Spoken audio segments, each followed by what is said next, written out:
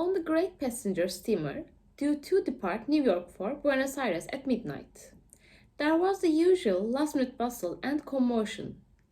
Visitors from shore showed confusedly to see their friends off. Telegraph boys in cocked caps dashed through the lounge shouting names, trunks, and flowers were carried past, and inquisitive children ran up and down the companionways. The orchestra playing imperturbably on deck all the while. As I was standing a bit apart from this hubbub, talking on the promenade deck with an acquaintance of mine, 2 or 3 flashbulbs flared near us. Apparently, the press had been quickly interviewing and photographing some celebrity just before we sailed. My friend glanced over and smiled. "That's a rare bird you have got on board. That's Zweig." I must have received this news with a rather blank look, for he went on to explain Mirko Zweig, the world chess champion. He's crisscrossed America from coast to coast playing tournaments and is now off to Argentina for fresh triumphs. In fact, I now recall this young world champion and even some details of his meteoric career.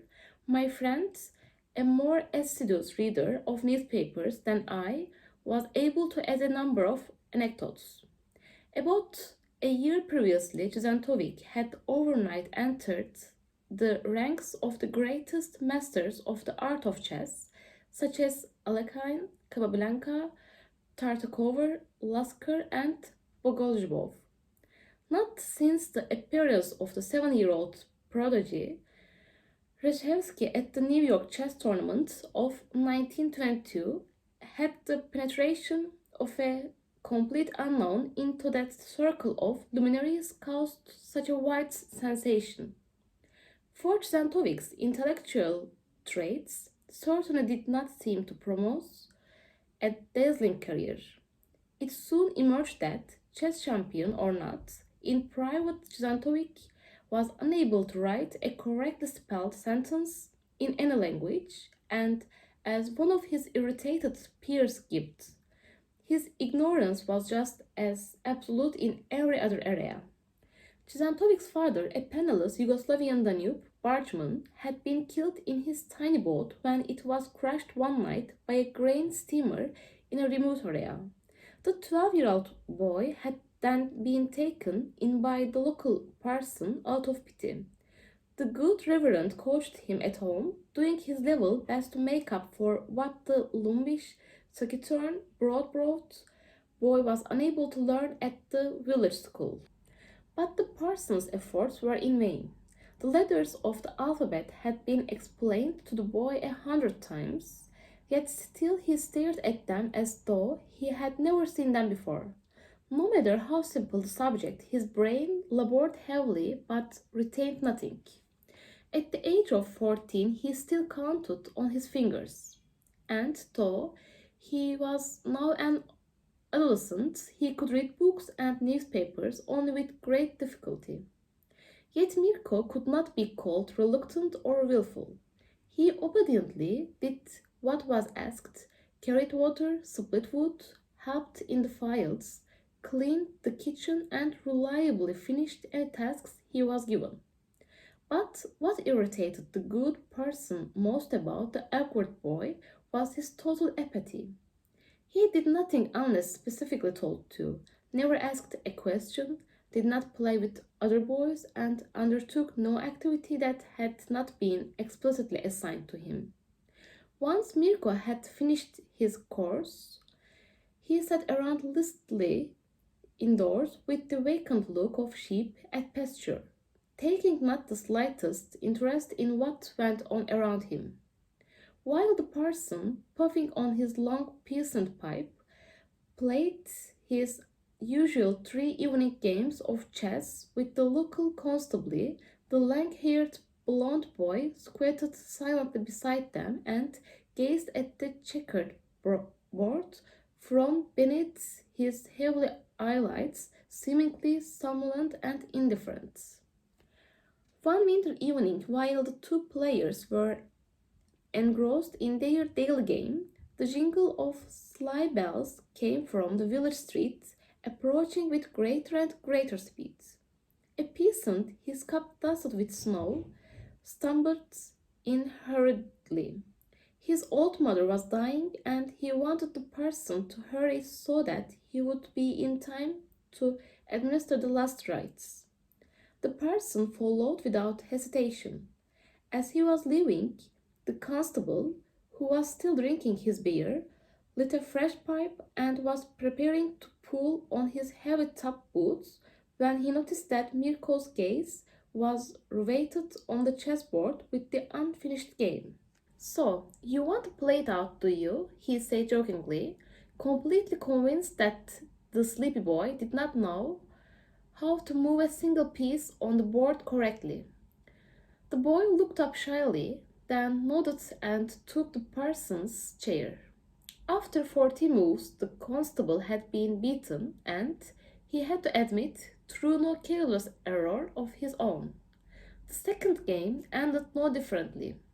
"Balam's ass!" exclaimed the astounded parson upon his return, explaining to the constable, who was not so well versed in the Bible, that by a similar miracle 2000 years ago a dumb creature had suddenly found the power of intelligent speech.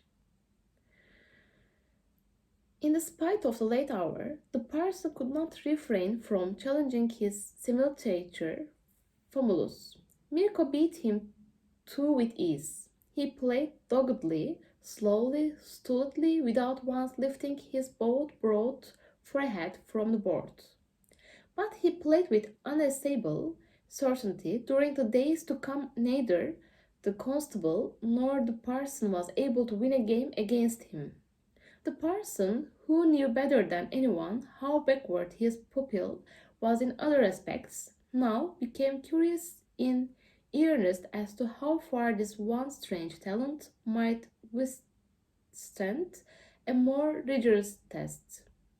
After having Mirko's unkempt blonde hair cut at the village barber's to make him somewhat presentable, he took him in his slide to the small neighboring store.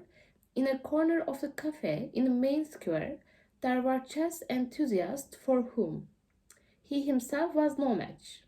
There was no small stir among them when the person patched the tall-headed, rosy-cheeked 15-year-old in his fur-lined sheepskin jacket and heavy, high-top boots into the coffee house. Where ill at ease, the boy stood in a corner with shyly downcast eyes until someone called him over to one of the chess table.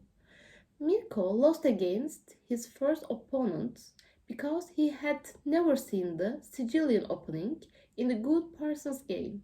He drew the second game against the best player. From the third and fourth games on, he beat all his opponents one after another. There was unanimous agreement that the boy wonder must definitely remain in the city until the next day, so that the other members of the chess club could be assembled, and especially so that old Count Shimzik, a chess fanatic, could be reached at his castle. The parson looked at his ward with a pride that was quite new, but for all his joy of discovery, he still did not wish to neglect his duty to perform the Sunday services. He declared himself willing to leave Mirko behind for a further test. The young Zentovik was put up in the hotel in the chess club's expense and saw a water closet that evening for the first time. The next afternoon, the chess room in the cafe was jammed.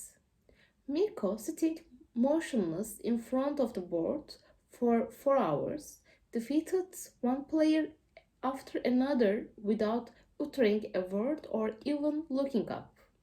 Finally, a simultaneous game was proposed. It took some time to make the ignorant boy understand that in a simultaneous game he would be the only opponent of a range of players. But once Mirko had grasped this, he quickly warmed to the task. He moved slowly from the table to table, his heavy shoes squeaking, and in the end won 7 of the 8 games.